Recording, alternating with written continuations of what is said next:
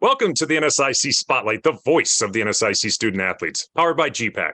gpac, growing people and companies. I'm your host, Nick Corner, Assistant Commissioner at the Northern Sun. Today, we are joined by the reigning NSIC Defensive Player of the Week, Jordan Tenpas of the Minot State soccer team. Jordan, thanks for joining us on the Spotlight.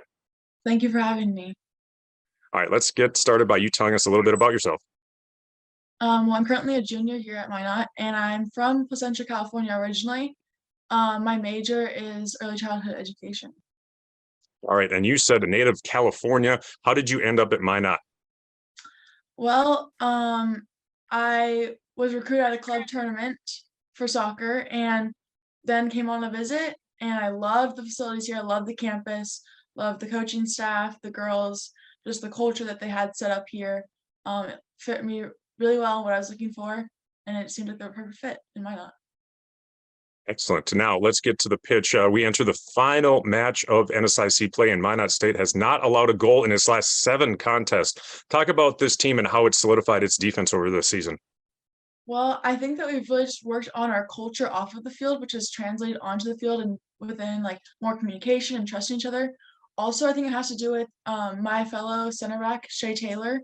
We've been playing together for 2 years now, so we really bonded with each other last year, and then it kind of just rolled over to this year, and we grew that further with the other outside backs and everything, and it kind of just went up the field with communication and trust.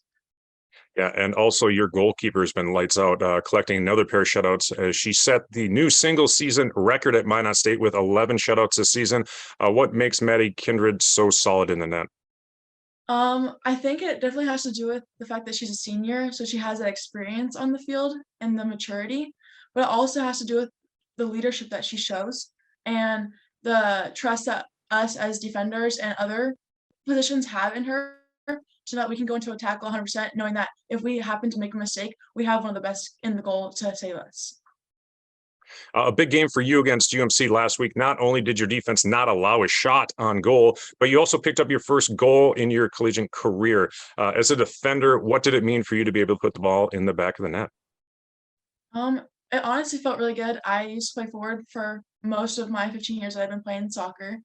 So it brought back some great memories, but it was also just great to get to experience that with my team, and I celebrate with them, and they're the ones who have helped me get there and pushed me up to go be in that for that corner kick. So it felt great.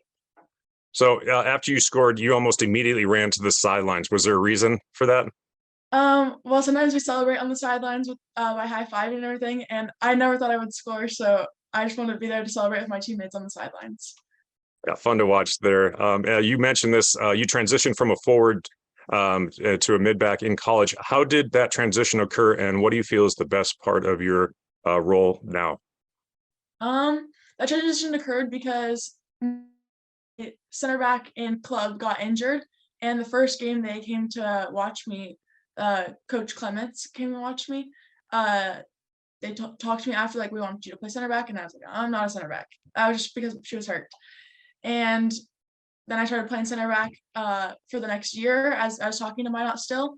And then when I got here, just rolled right into it.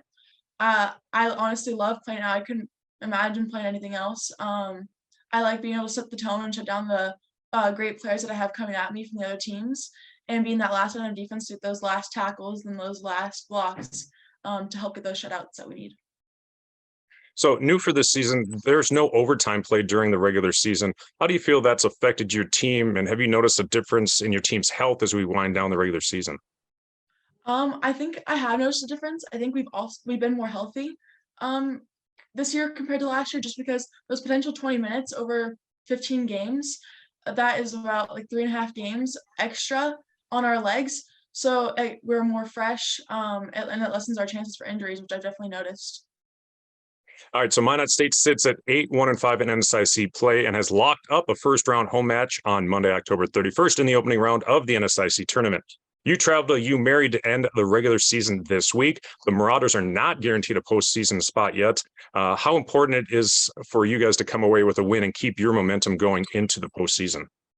I think it's important because if we win this game, we know we're in third, and we've done everything we can to get to that point, and we've worked so hard throughout the entire season that it would just feel really good just to end on a good note, and then that'll give us the momentum we need, and we'll know we'll host, and it'll just be a great start to the postseason. Yeah, so last year, an early exit from the NSIC tournament. What did your team learn from that match last year, and what are the keys to making a deep run in the postseason this year? I think it's just hard because with our conference being as strong as it is, every team, it's a 50-50 game. And so nothing really is like an early exit. We fought hard. We made some mistakes, but we've learned from those mistakes. We've solidified our defense as we've kind of shown.